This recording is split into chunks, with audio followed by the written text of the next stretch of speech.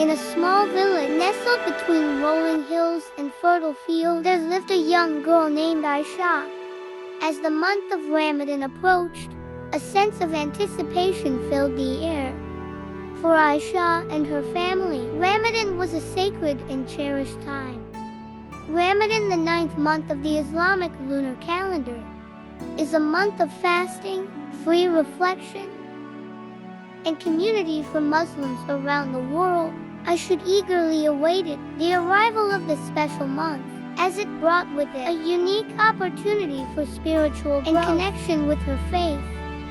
The evening before Ramadan began, Aisha's family gathered to share a hearty meal known as suhoor, a pre-dawn meal that would sustain them throughout the day. As the first light of dawn kissed the horizon, signaling the beginning of Ramadan, Aisha, along with her family, abstained from food and drink until the sun dipped below the horizon each evening. Fasting during Ramadan was not merely a physical practice for Aisha. It was a journey of self-discipline, empathy, and gratitude. As the days unfolded, she found herself drawn to the mosque for Tarawih, special nightly prayers performed during the month. The soft blue of lanterns illuminated the mosque, creating an atmosphere of tranquility. As worshippers joined together in prayer, Aisha's village underwent a transformation during Ramadan. The scent of savory dishes lingered in the air as families prepared for iftar, the evening meal to break the fast. Aisha and her family would eagerly await the call to prayer, signaling the end of the day's fast. The first sip of water and the sweet taste of dates brought a sense of relief and gratitude that could only be truly understood by those who had spent the day in fasting. Ramadan was not just about abstaining from food and drink. It was a time for reflection, increased acts of kindness, and charity. Aisha, inspired by the teachings of Ramadan, embarked on a mission to spread love and compassion throughout her community. She would spend her afternoons visiting the elderly, helping neighbors with their chores, and sharing iftar meals with those less fortunate. The climax of Ramadan arrived with a celebration of Eid al-Fitr, a festive day marking the end of fasting. Aisha, adorned in a new dress, joined her family and neighbors for a joyous prayer at the mosque. The air was filled with laughter and the aroma of festive dishes as the community came together to exchange greetings and share the blessings of the season. As Aisha looked back on the month of Ramadan, she felt a profound sense of accomplishment. The fasting had not only nourished her spirit, but had also strengthened her connection to her community and her Creator. The lessons of self-discipline, empathy, and gratitude learned during Ramadan stayed with Aisha throughout the year, shaping her into a person of compassion and kindness. Narrated Abdullah bin Umar. Umar bought a silk cloak from the market, took it to Allah's Messenger and said, Allah's Messenger, take it and adorn yourself with it during the _LD, and when the delegations visit you. Allah's Messenger replied, this dress is for those who have no share in the hereafter.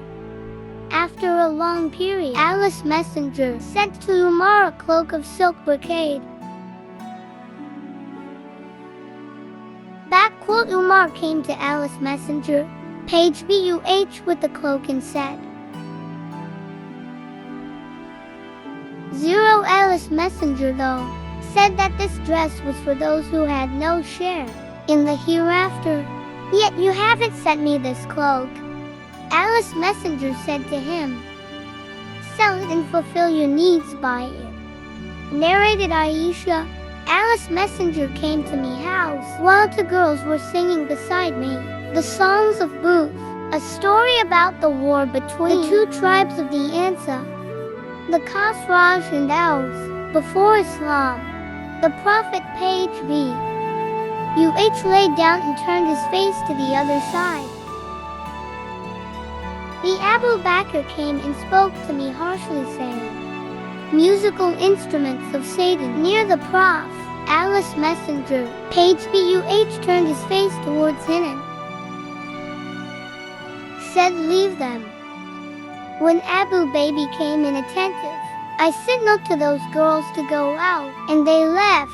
It was the day of LD, and black people were playing with shields and spears. So either El requested the Prophet, or he asked me whether El would like to see the display. I replied in affirmative.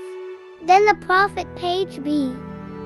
"You mad Amy," stand behind him, and my cheek was touching his cheek, and he was saying, "Carry on Barney Arfida," till El got tired. The Prophet, page B. UH asked me, "Are you satisfied?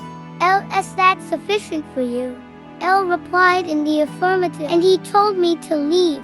Narrated El-Bara. I heard the Prophet delivering a cut by saying, "The first thing to bed on this day, first day of El-Dalada, is to pray. And after returning from the prayer, we slaughter all your sacrifices in the name of Allah. And whoever does so, he acted according to our Sana traditions." Narrated Anas. The Prophet said, "Whoever slaughtered his sacrifice before felt prayer should slaughter again." A man stood up and said, "This is the day on which one has desire for meat," and he mentioned something about his neighbors. It seemed that the Prophet believed him. Then the same man added, "El have a young she-goat, which is dear to me than the meat of Tashid." The Prophet permitted him to slaughter. It is a sacrifice. I do not know whether that permission was valid only for him or for others as well.